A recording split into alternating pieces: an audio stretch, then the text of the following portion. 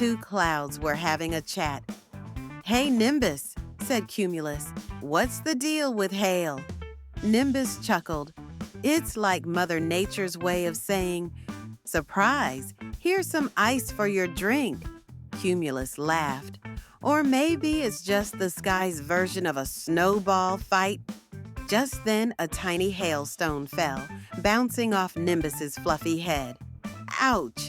Nimbus exclaimed. "I guess the sky's got a good aim today."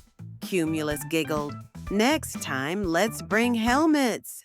And with that, they drifted away, leaving behind a trail of giggles and tiny ice cubes.